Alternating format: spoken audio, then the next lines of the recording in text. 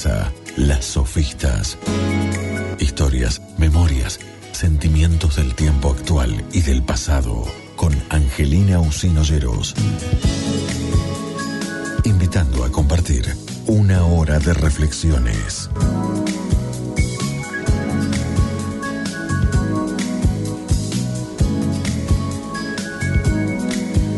El 22 de enero de 2006, Evo Morales Ayma asumió la presidencia de Bolivia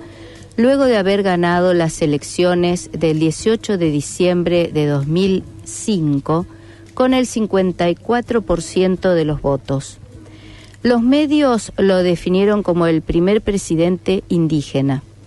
Encumbrado dirigente sindical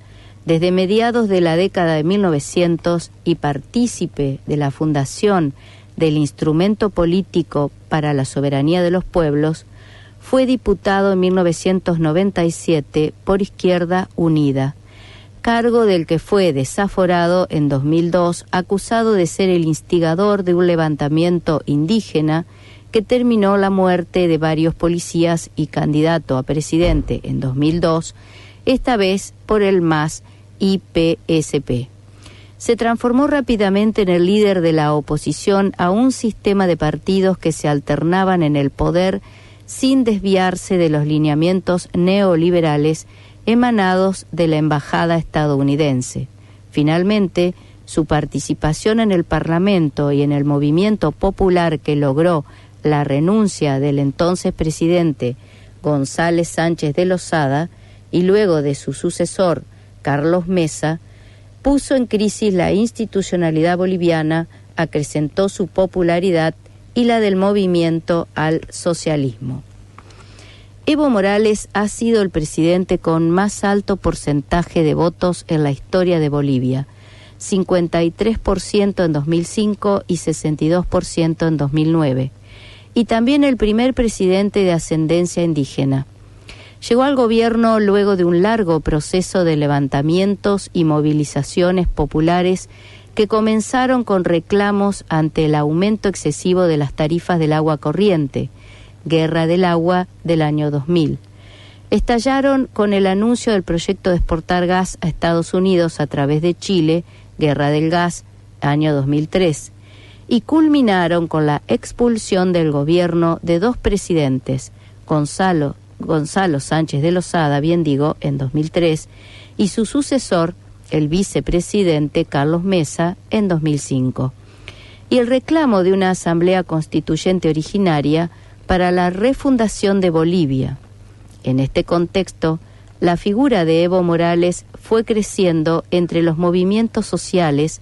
gracias a su habilidad negociadora y a un discurso fuertemente combativo, aunque también defensor del sistema democrático imperante, que fue conduciendo estratégicamente los pasos de la rebelión hacia una salida institucional de la situación para legitimar en las urnas el proyecto de refundación nacional, no sin cierta fricción con otros líderes de esa coyuntura.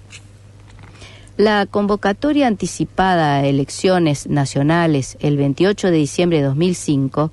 fue consecuencia directa de esta grave crisis institucional. La guerra del gas, que comienza el 15 de septiembre de 2003 con un paro por tiempo indefinido por la anulación de dos formularios catastrales municipales en la ciudad de El Alto, ciudad periférica de La Paz,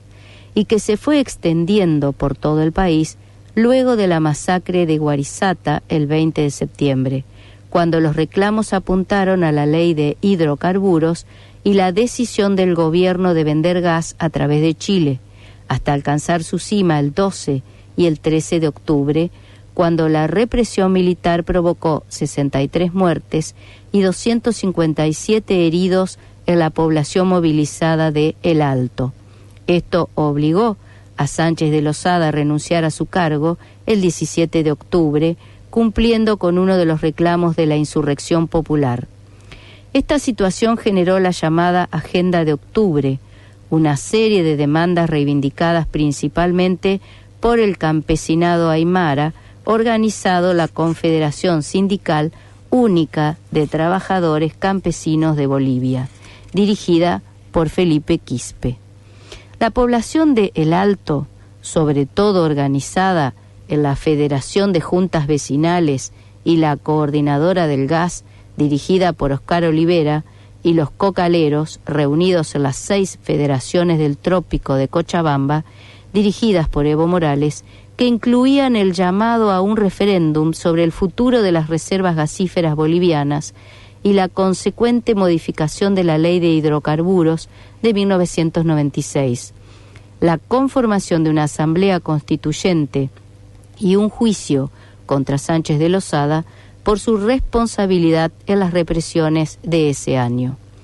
Su sucesor, el vicepresidente Carlos Mesa, tuvo que enfrentar también la llamada Agenda de Junio de 2004, impulsada principalmente por los comités cívicos de Oriente, que se centraba especialmente en el llamado a un referéndum autonómico basado en el rechazo al centralismo de La Paz y en el apoyo a la Bolivia productiva, es decir,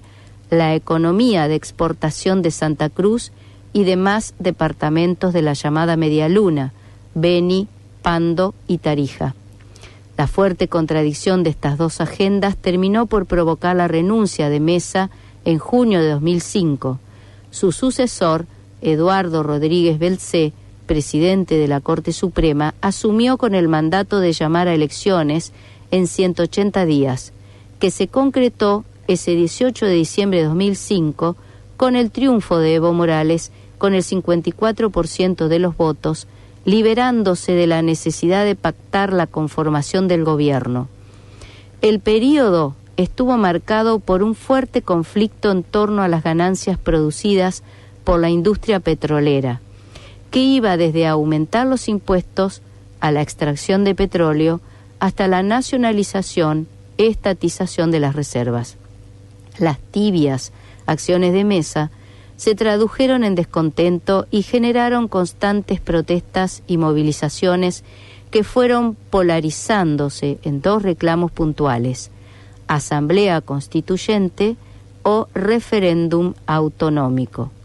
Ambos polos se tornaron a su vez en aglutinadores de diversos reclamos e identidades, conformando dos discursos antagónicos. El que llamaremos discurso de la Asamblea Constituyente reunía los reclamos por la estatización de aguas de Illimani, la nacionalización de las riquezas naturales, la identidad indígena o india, el occidente andino, la central obrera boliviana, las autonomías indígenas. El que denominaremos discurso del referéndum autonómico abarcaba las autonomías departamentales, los grandes terratenientes agropecuarios, la descentralización gubernamental, el oriente, la identidad camba, los comités cívicos, el desarrollo productivo y, en términos de la CLO, podríamos pensarlos como puntos nodales que articulan significantes flotantes, por lo que devienen en la conformación de dos campos, dos discursos antagónicos, abriendo el terreno para la lucha hegemónica. La multiplicación de antagonismos y las crisis de las identidades sociales nos permiten definir la actuación como una crisis orgánica. En esta situación, cada campo tuvo sus posiciones extremas, reflotando el viejo discurso de las dos Bolivias. Del lado del discurso de la Asamblea Constituyente, la postura radicalizada la representaba Felipe Quispe, antiguo aliado de Evo Morales, y Álvaro García Linera, quien propiciaba un nacionalismo aymara que oponía indios y cuara blancos de clase alta, y reivindicaba la reconstrucción del Collazayú. Del lado del discurso del referendo autonómico estaban la Unión Juvenil Cruceñista, considerada el brazo armado del Comité Pro Santa Cruz, y Nación Camba. Estas son las dos Bolivias, en términos sintéticos, que resumen la posición del momento actual y de la crisis actual del vecino país, en la que ha desembocado en la forzada renuncia de Evo Morales el golpe de Estado denunciado por muchos países y organismos internacionales, y estas dos Bolivias que se presentan nuevamente en una lucha por el